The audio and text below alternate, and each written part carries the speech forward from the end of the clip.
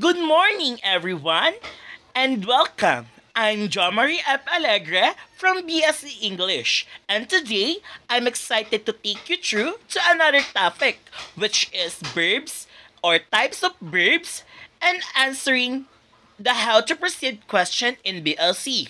Whether you're here to learn, get inspired, or just curious, this video will give you valuable insight and I hope you enjoy and learn. So, let's dive in. Now, let's start answering the 8th question in how to proceed in BLC, which is again the topic is types of verb. Question number 1. Discuss the following term verb, verb phrase, verb group, and predicate. Answer to number 1. Verb is a syntax can be single lexical verbs or combination of lexical and auxiliary verb. A verb phrase includes the verb and its related elements. A verb group contains one or more verbs ending in lexical verb. Predicates encompassing the verb and its essential arguments are less common in syntactic analysis because of their categorical nature. Question number 2. Auxiliary verb may act as an operator and discussed. Answer to number 2. Auxiliary verb as operators. Auxiliary verb are act as operators when they start a finite verb phrase.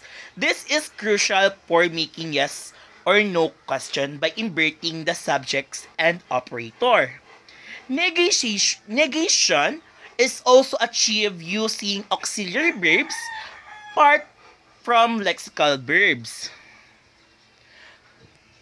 Now let's answer the question number 3. What do you understand the copular or the copular function of primary auxiliary verbs? Answer to number 3. Copular function or primary auxiliary verbs has be and have can act as mean verbs, linking the subject to a subject complement. This allow them to express state or being or identify. In these cases, they are not auxiliary verbs but function as the main verb. Question number 4. Modal verbs are often referred as defective verbs and discussed.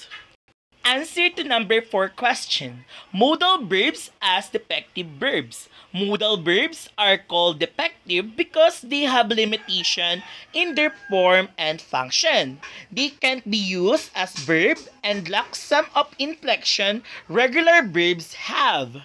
For example, they don't have the third person singular present tense form and can't be used in imperatives. Question number 5. List the central and marginal modal verb in present-day English.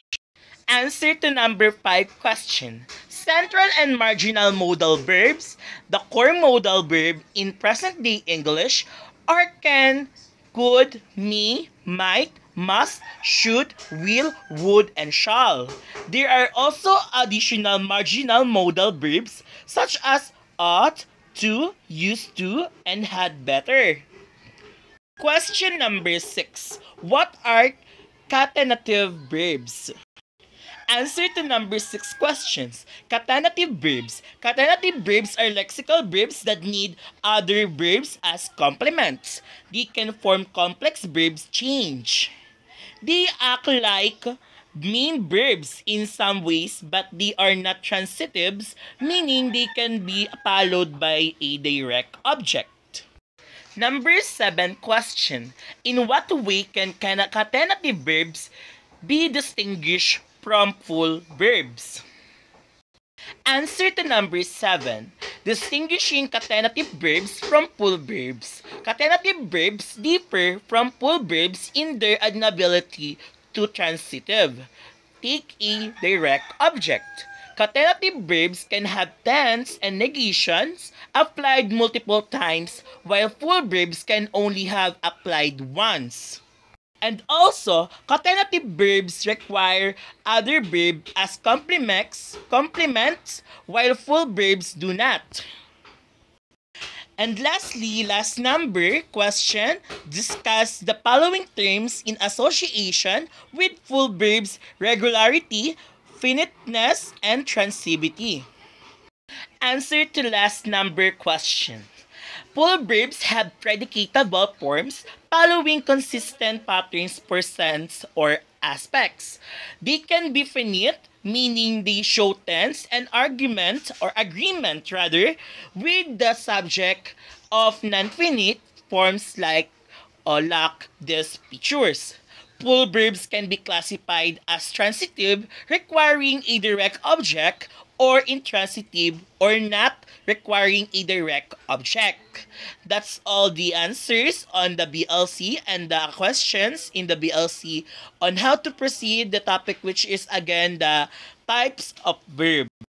And lastly, in my conclusion, English verbs are complex acting as single words or groups.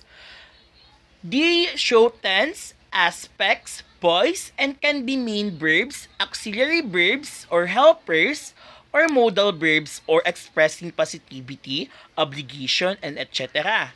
Some verbs called catenative verbs require another verb to complete their meaning. Understanding these different types and their function is crucial for a proper grammar. And that's all in my video. I hope you enjoy and learn about it. That's all. Bye-bye!